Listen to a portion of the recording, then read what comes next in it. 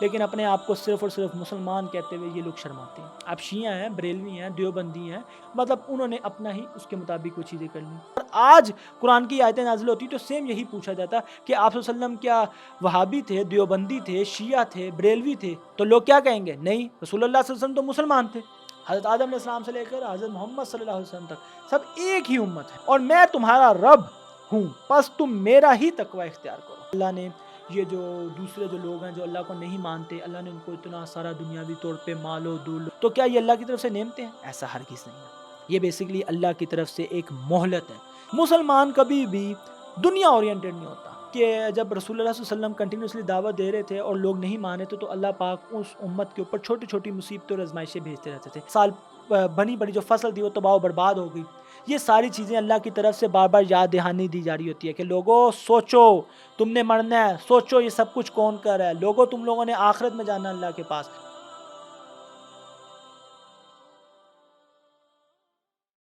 بسم اللہ الرحمن الرحیم، ایاک نعبد و ایاک نستعین۔ السلام علیکم ٹو لیٹرز، میں ہوں علی حسن اور آپ دیکھ رہے ہیں ہمارا چینل ٹو لیٹ پرسیپشن۔ ہم سورۃ المومنون کی ترجمہ اور تفسیر پڑھ رہے ہیں الحمدللہ۔ ہم لوگ 3 رکوع پڑھ چکے ہیں، اب اس ویڈیو کے اندر ہم چوتھے رکوع کو پڑھنا شروع کریں گے۔ جن لوگوں نے پچھلی ویڈیوز دیکھی ہوئی ہیں ان کو پتہ ہے کہ ہم نے پہلے رکوع میں کیا چیز پڑھی، کہ مومن کون ہے، مومن کس طریقے سے کیا کیا عمل کرتے ہیں، اللہ نے انسانوں کو کیسے پیدا کیا، اور اللہ نے ہی اس پوری کائنات کو بنایا، اور دنیا میں اور اس کے ارد گرد جتنی بھی چیزیں وغیرہ وہ اللہ نے انسانوں کے لیے پیدا کی ہیں، اور اس سے کس طریقے سے انسان فائدہ حاصل کریں۔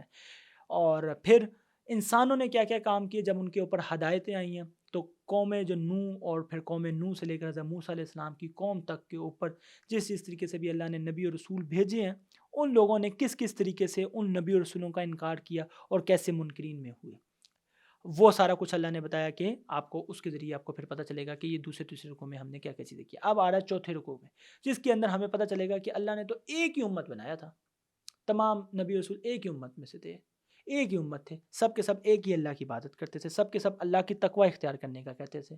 لیکن لوگوں نے اپنے آپ کو خود ہی ڈیوائڈ کر لیا۔ یہودیوں نے اپنے آپ کو یہودی کہنا شروع کر دیا، جبکہ حضرت ابراہیم علیہ السلام نہ تو یہودی تھے نہ نصرانی تھے، انہوں نے اپنا نام خود ہی یہودی رکھ لیا، اور حضرت عیسیٰ علیہ السلام کے ماننے والوں نے اپنا نام خود ہی عیسائی رکھ لیا، کرسچن رکھ لیا۔ اسی طریقے سے حضرت محمد صلی اللہ علیہ وسلم کے ماننے والے تو مسلمان تھے، لیکن انہوں نے اپنا نام خود ہی وہابی، دیوبندی، شیعہ، بریلوی خود بخود رکھ لیا۔ اگر آج انہیں یہ بات سمجھائی جاتی ہے، کہی جاتی ہے، تو کہتے ہیں کہ یہ تو بس کچھ نہیں ہے، یہ تو ایک اسکول آف تھاؤٹس ہیں، تو یہ ہیں، تو یہ وہ ہیں، لیکن اپنے آپ کو صرف اور صرف مسلمان کہتے ہوئے یہ لوگ شرماتے ہیں۔ پتہ نہیں کیا وجہ، جب ان سے پوچھا جاتا ہے کہ یار آپ کیا ہیں، تو یہ ان کو کہنا چاہیے کہ بھجن ہم مسلمان ہیں، تو کہتے ہیں مسلمان تو سب ہوتے ہیں، اب یہ بتائیں کہ آپ کیا ہیں۔ آپ شیعہ ہیں، بریلوی ہیں، دیوبندی ہیں، پھر آپ کون سے امام کو فالو کرتے ہیں؟ امام ابو حنیفہ کو فالو کرتے ہیں، امام مالک کو فالو کرتے ہیں، امام جعفر کو فالو کرتے ہیں، امام احمد بن حنبل کو فالو کرتے ہیں، یا امام شافعی کو فالو کرتے ہیں؟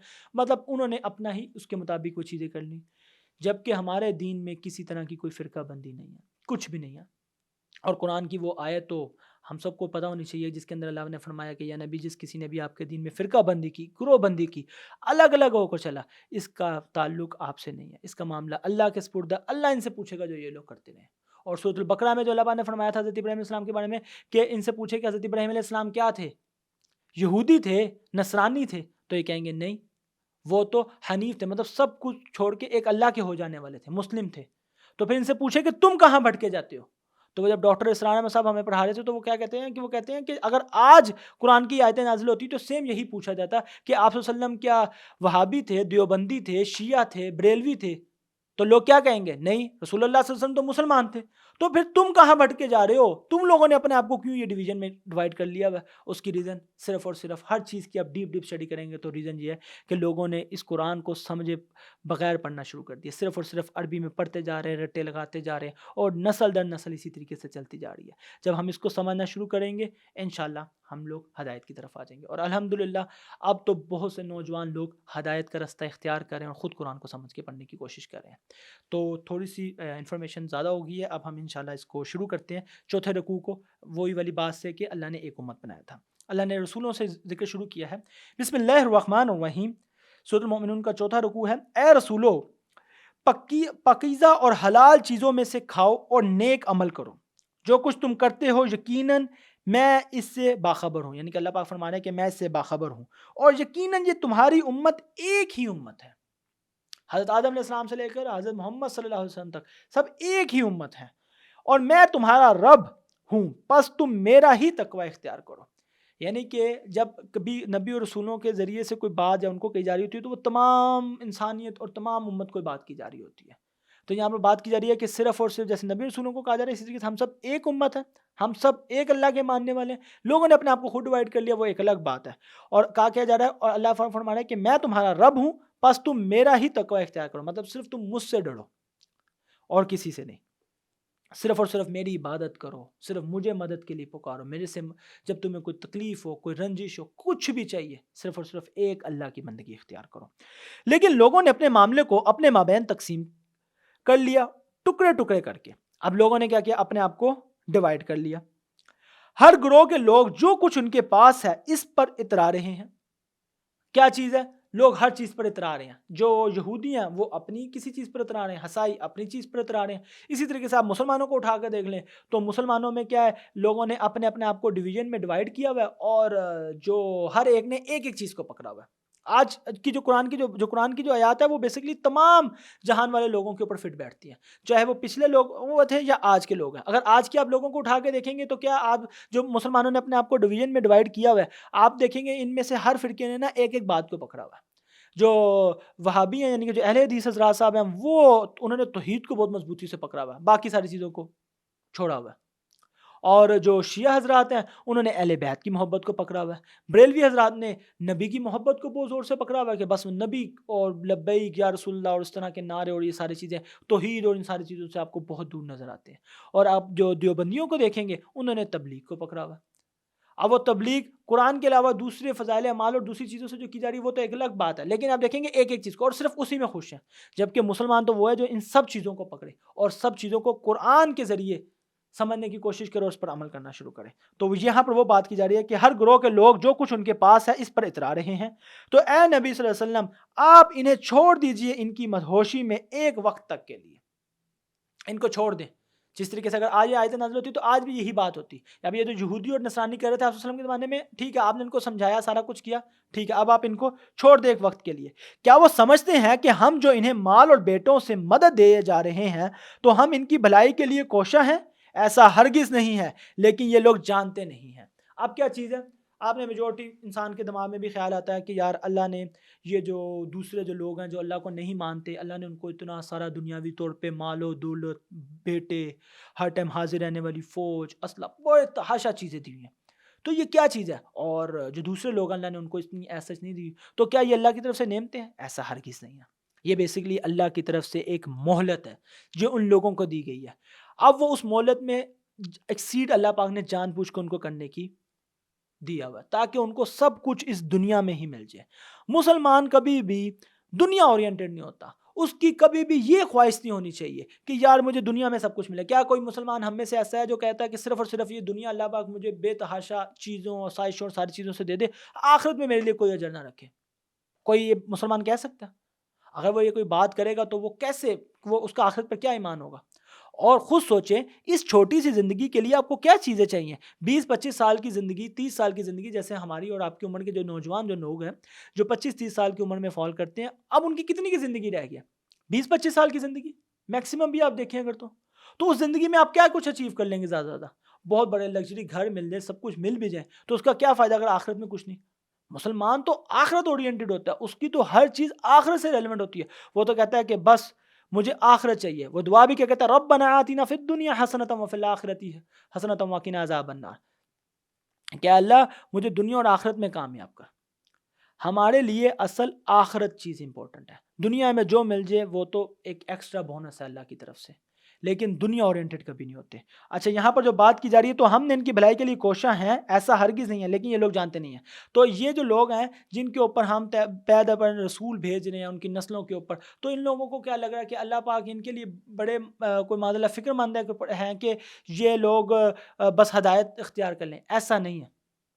یہ تو بیسیکلی اللہ پاک کا وہ جو ایک وعدہ ہے جو اللہ نے اپنے جب انسان بنائے تھے، جو اللہ نے کیا تھا کہ میں تمہارے اوپر نبی اور رسول بھیجتا رہوں گا، تو جو کوئی بھی ان کی ہدایت پر عمل کرے گا وہ کامیاب ہو جائے گا۔ یہ بیسیکلی وہ چیز ہے، یہ تو بیسیکلی اللہ نے ان کو ڈھیل دے دی ہے کہ کرو، بے تحاشا گناہ کرو، تاکہ تمہیں جب اللہ ایک دفعہ پکڑے گا تو پھر تمہیں بتائے گا، اور تمہارے تاکہ عذاب میں بے تحاشا اضافہ کر دیا جائے اور تمہیں خوب آزمایا جائے، خوب تم پہ عذاب کیا جائے۔ اور اس کے ذریعے اللہ پاک مسلمانوں کو بھی ساتھ ساتھ آزماتا رہتا ہے کہ کیا ان مسلمانوں میں ایسے لوگ تو نہیں ہیں جو ان کو دیکھ کر مائل ہوتے ہیں، جو ان کو دیکھ کر اپنی ان کی طرح کی زندگی گزارنے کی کوشش کرنے کی خواہش مند ہے۔ اس طریقے سے ان کی بھی آزمائش کا پورا ایک یہ سلسلہ چل رہا ہوتا ہے۔ یقیناً وہ لوگ جو اپنے رب کے خوف سے لرزہ اور ترسا رہتے ہیں، اور جو اپنے رب کی آیات پر پختہ ایمان رکھتے ہیں، اور وہ جو اپنے رب کے ساتھ کسی کو شریک نہیں ٹھہراتے، اور وہ جو دیتے ہیں اللہ کی راہ میں تو جو کچھ دیتے ہیں اس طرح دیتے ہیں کہ ان کے دل ڈرتے رہتے ہیں کہ وہ اپنے رب کی طرف لوٹنے والے ہیں۔ اور دوسری طرف کون سے وہ لوگ ہیں جو اپنے رب کے خوف سے لرزہ رہتے ہیں، کیونکہ وہ اللہ کا تقوی اختیار کرتے ہیں، وہ اللہ سے ڈرتے ہیں ہر ٹائم کہ اتنی بڑی کائنات کا خالق و مالک جو احد ہے، واحد ہے، جو اکیلے اپنی بادشاہت میں، جو انسان یہ گناہ کا کام کرے، اگر کبھی اللہ کا ایک دم عذاب آ جائے اور اس عذاب میں ہم بھی آ جائیں تو ہمارا کیا حال ہوگا۔ وہ اللہ سے ہر ٹائم توبہ کرتے رہتے ہیں، اللہ سے شکر گزاری کرتے رہتے ہیں، اللہ نے ان کو جو نعمتیں دی ہیں کہ اللہ ہمیں ان لوگوں میں شامل نہ کرنا۔ اور اگر وہ کبھی لوگوں کے اوپر کوئی مال وغیرہ کوئی چیز خرچتے ہیں تو وہ بھی ڈرتے ڈرتے کرتے ہیں کہ ان کے دل ڈرتے رہتے ہیں اپنے رب کی طرف لوٹنے کے، اور وہ اس چیز سے ڈرتے ہیں اور وہ جانتے ہیں کہ وہ اس دنیا میں جو کچھ کر رہے ہیں انہوں نے واپس جا کے اپنے اللہ کو اس چیز کا جواب دینا۔ وہ جانتے ہیں کہ آخرت آنے والی ہے اور ان قریب ہم مرنے والے ہیں، وہ اس بات کو بہت اچھے طریقے سے جانتے ہیں۔ یہ وہ لوگ ہیں جو بھلائیوں میں کوشاں ہیں اور ان کے لیے سبقت کرنے والے ہیں۔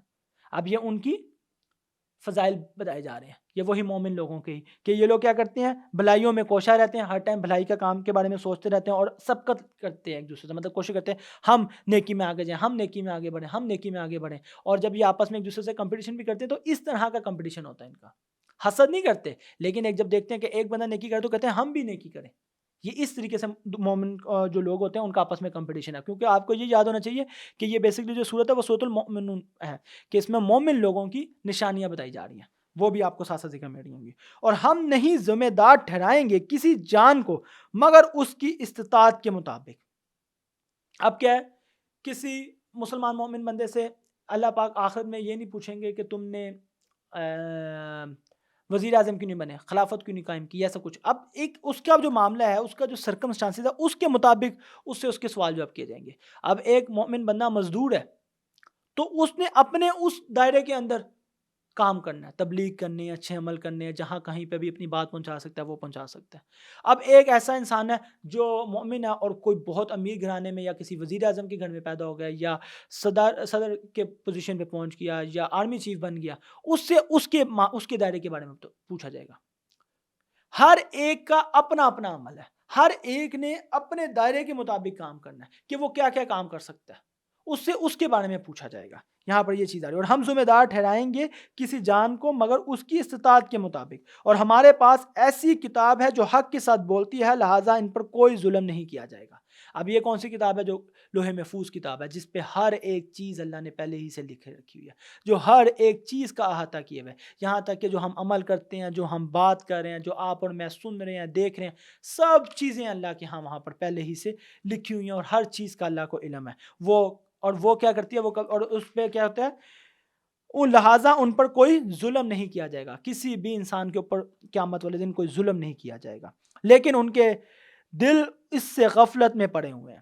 اب کیا چیزیں، لوگوں کے جو دل ہیں وہ غفلت میں پڑے ہوئے ہیں، لوگ سوچ ہی نہیں رہے کہ یار یہ دنیا کے اندر کیا کچھ ہو رہا ہے، اللہ نے انسان کو کیوں پیدا کیا، کیا کچھ ہوا، وہ جو پیچھے بھی ہم سارا کچھ پڑھ چکے ہیں، وہ ان کی غفلت میں پڑے ہوئے ہیں۔ وہ صرف ان کا ڈیلی اٹھنا بیٹھنا بھاگنا صرف دنیا کے لیے ہے، ہم دنیا میں کچھ بن جائیں، ماڈل بن جائیں، باڈی بلڈر بن جائیں، ہمارا دنیا میں بہت بڑے بڑے محل ہو جائیں، بہت بڑا ہمارے ایک ڈیجیٹل پلیٹ فارمز بن جائیں، ہم بس کچھ بن جائیں، اور صرف جب آپ دیکھیں گے ان میں تیزی، ہر ٹائم بھاگنا، صبح شام ایک اپنا ایک روٹین بنائی ہوتی ہے جو صرف دنیا دنیا اور دنیا کے پیچھے لگی ہوتی ہے، وہ ان کے دل اس چیز کی غفلت میں پڑے ہوئے ہیں۔ اب یہاں پر تو اللہ پاک نے فرمایا اور ان کے اور بہت سے مشاغل ہیں ان کے سوا جن کے لیے وہ بھاگ دوڑ کر رہے ہیں۔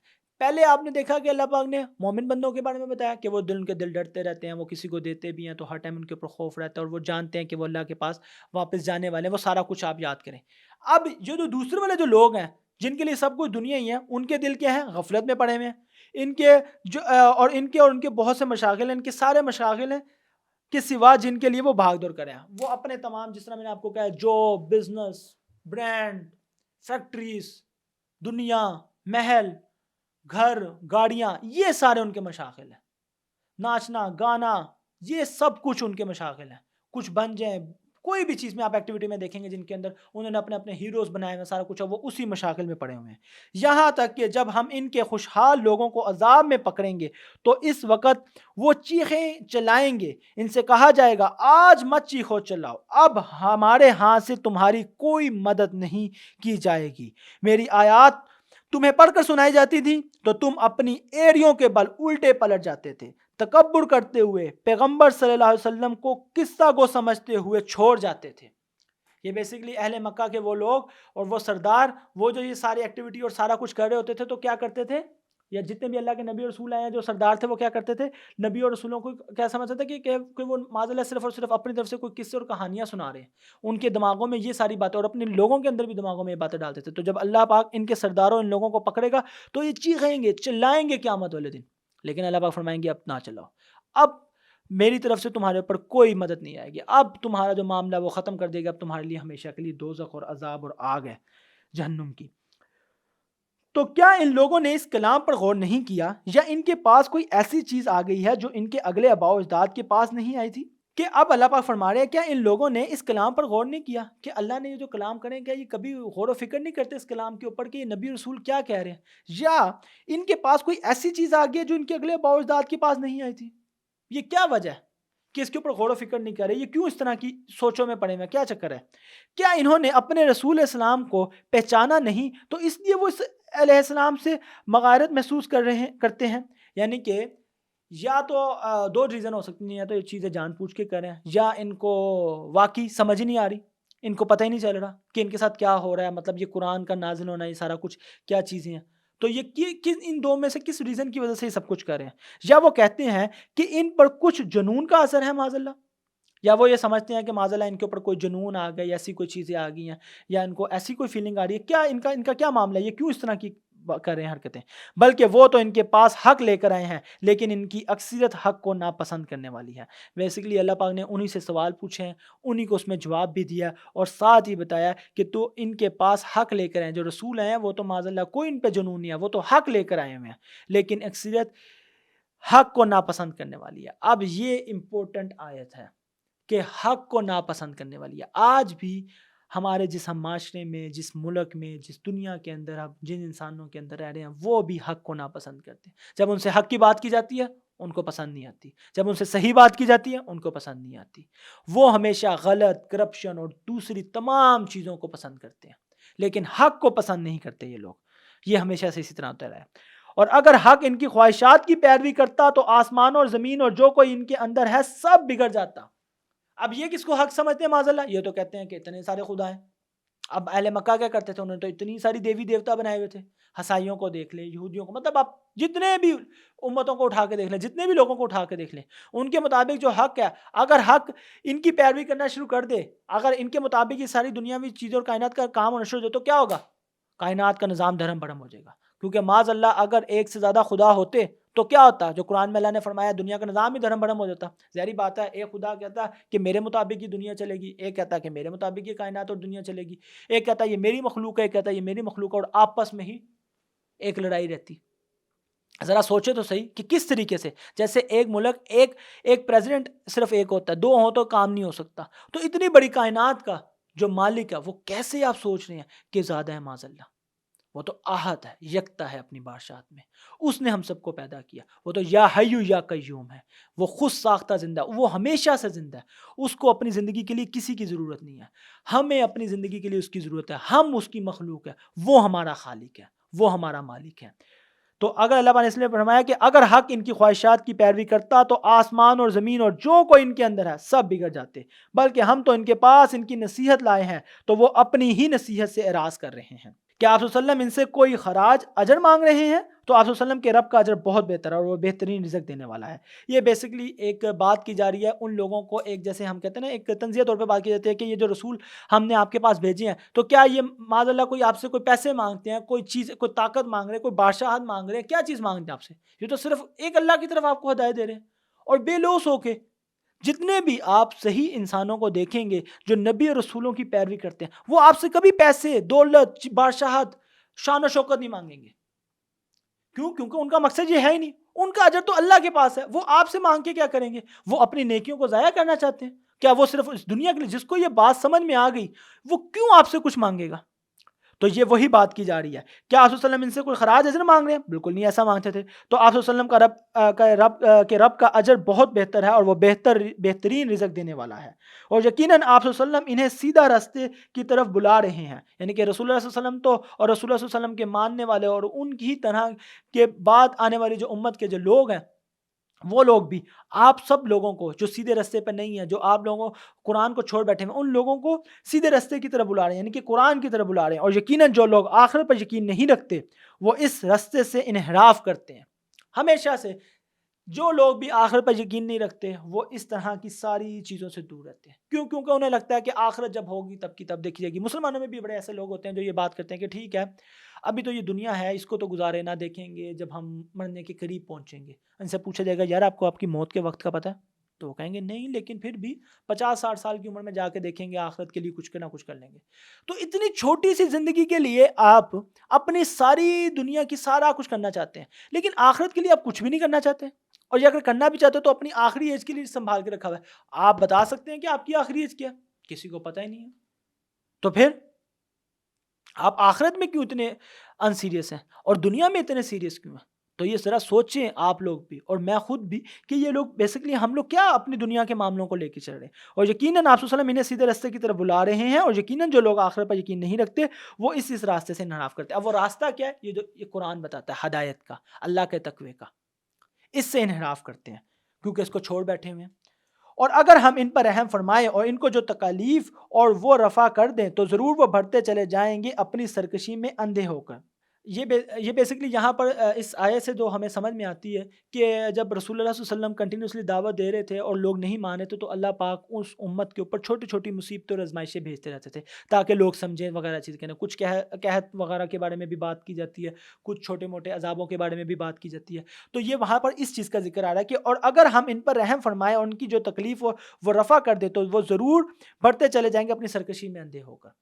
اللہ کی طرف سے کوئی ان کے اوپر چھوٹی سی پکڑ آئی تھی، جیسے قوم فرعون جو تھی، حضرت موسیٰ علیہ السلام کی جو قوم جو تھی، فرعون والا جو معاملہ تھا، اس کے اوپر کافی پہلے عذاب بھیجے گئے چھوٹے چھوٹے تاکہ وہ عقل مندی سے، ہوش مندی سے کام لے، لیکن وہ نہیں کرتے۔ جیسے آج کے زمانے میں ہمارے ملک میں، ہماری اس دنیا میں ڈیفرنٹ سیلاب آتے ہیں، زلزلے آتے ہیں، جیسے ابھی ٹرکی کا زلزلہ آیا تھا، سیلاب والے واقعات ہوتے ہیں، قحط سالی ہوتی ہے، ہماری پچھلے سال بنی بڑی جو فصل تھی وہ تباہ و برباد ہو گئی۔ یہ ساری چیزیں اللہ کی طرف سے بار بار یاد دہانی دی جا رہی ہوتی ہے کہ لوگوں سوچو، تم نے مرنا ہے، سوچو یہ سب کچھ کون کر رہا ہے، لوگوں تم لوگوں نے آخرت میں جانا اللہ کے پاس، ذرا اس بات پہ غور و فکر کرو۔ یہ ساری چیزیں وہ چیز ہو رہی ہوتی ہے۔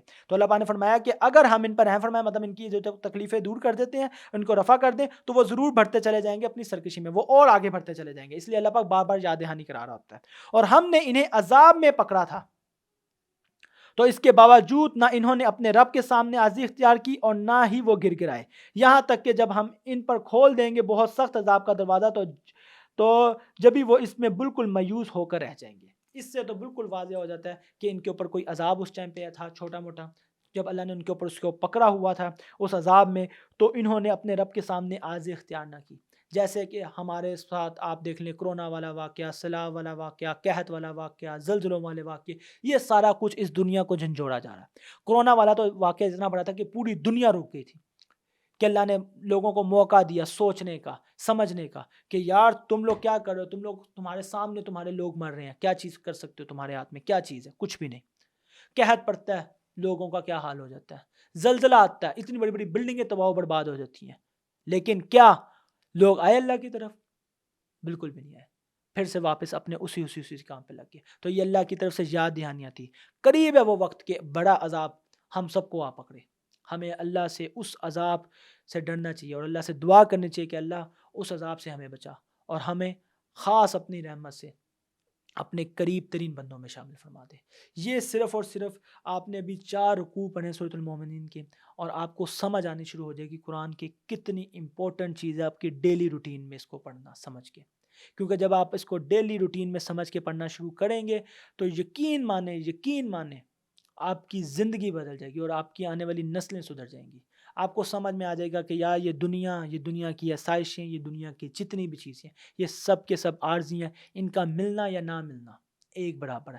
لیکن آخرت میں اگر اللہ کے ہاں پکڑ ہو گئی اور ہمیشہ کے عذاب کا فیصلہ ہو گیا اپنے گناہوں کی وجہ سے، تو معاملہ ہمیشہ کے لیے تباہ و برباد ہے۔ اور اگر وہ انسان جس نے اس دنیا میں اللہ کو سیریس جانا، اللہ کا تقوی اختیار کیا اور پھر اللہ کی رحمت سے وہ جنت میں چلا گیا، وہ بہت خوش قسمت انسان ہے۔ بس اللہ سے دعا کرنی چاہیے ہمیں اس چیز کے لیے۔ اللہ آپ کو اور میرا حامی ناصر، اللہ سے دعا ہے کہ ہم لوگ اس قرآن کو جو سمجھ کے پڑھ رہے ہیں، اللہ پاک اس پر ہم سب کو، مجھے اور آپ کو عمل کرنے کی بھی توفیق عطا فرمائے۔ آمین ثم آمین۔ اللہ نگہبان۔